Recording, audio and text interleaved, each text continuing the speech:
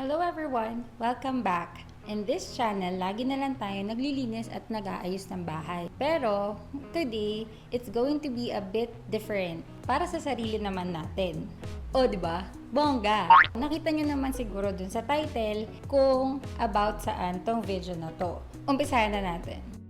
Ano nga ba yung sanhi or cause ng mabahong puwerta? At paano ito maiiwasan? Minsan kasi nakakahiyang pag-usapan pero syempre kinakailangan because there is a big possibility na maranasan natin to. Kaya wag ka nang mahiya cause I got you covered. You are beautiful inside and out and down there. Alam nyo ba na lahat ng babae may kanya-kanyang tinatawag na vaginal scent?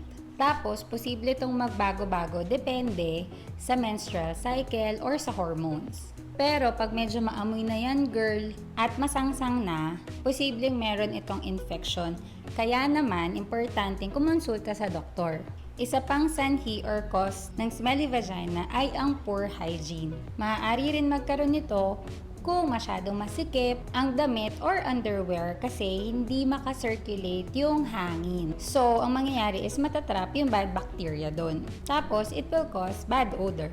Changes sa hormones can also cause this. If malapit na magmenopause, pwede rin during menstrual cycle, if sexually active, and also stress. Pwede rin mag-cause yun ng bad odor. So, paano nga ba natin matatanggal yung mabahong amoy na yan? Meron akong 5 easy and effective ways na isi-share sa inyo kung paano mawala yung mabahong amoy ng mga vajayjay na yan. Plus, meron din akong bonus tips. So, please watch until the end of this video. By the way, if you are liking this so far, please don't forget to subscribe. And also share to your girlfriends para naman maging mahalimuyak din ang mga puday na yan.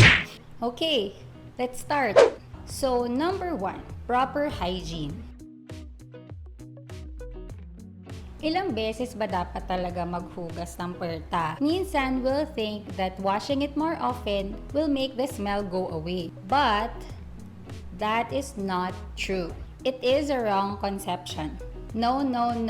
Just wash the outer part of your vagina twice a day using a very mild soap like Johnson's or yung Dove na white. Rinse with clean water and pat to dry. Pat lang ha, huwag kukuskusin. Please be gentle kasi yung mga puday natin meron yang natural fluid or katas na naglilinis sa sarili niya. So kapag dinalasan mo yung paghugas dyan, tinatanggal mo yung natural na katas tapos magdadry siya which will cause more infection.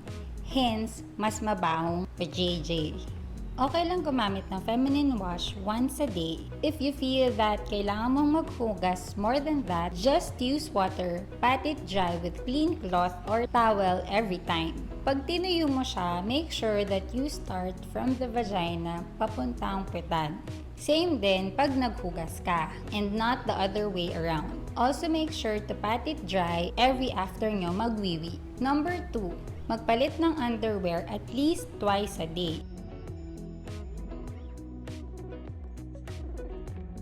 Mas madalas, mas okay. So, bago ka matulog, make sure na nagpalit ka ng panty. Number 3, pwede ka rin gumamit ng panty liner.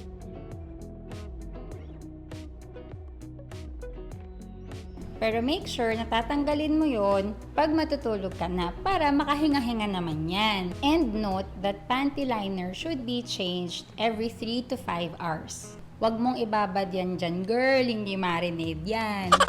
Kasi that's when bacteria will form. Here is one way to fold and dispose your panty liner or napkin.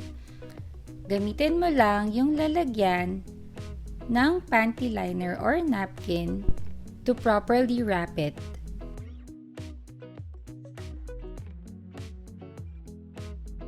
Number 4, iwasang magsuot ng masisikip na pambaba.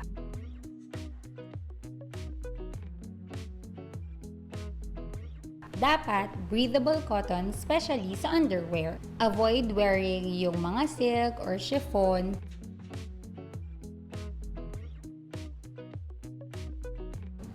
and switch to cotton instead. Kasi yung silk or chiffon material nakakatrap yan ng bad bacteria which might cause infection. Number 5. Proper diet.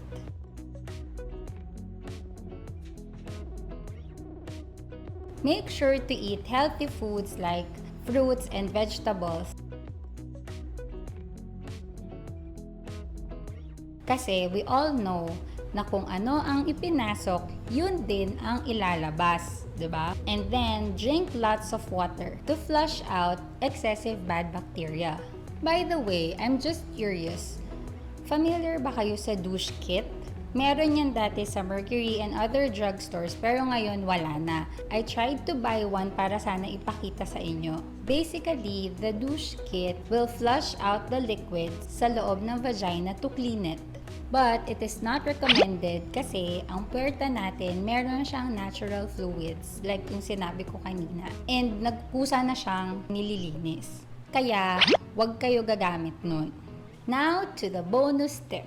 Girl, huwag ka masyadong ma-stress.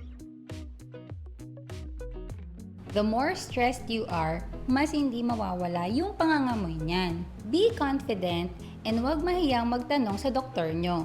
Kasi girl, lahat ng babae, pinagdadaanan din yan. Kaya carry lang yan, okay? If you tried all these tips and may malupit na amoy pa rin, please consult your doctor. Kasi maaaring infection na yan, lalo na kung medyo nangangati na. I hope you learned something from these tips and will help you become more confident. Kasi girl, you are beautiful, inside and out, and down there. Don't forget to like and subscribe. Thanks for watching.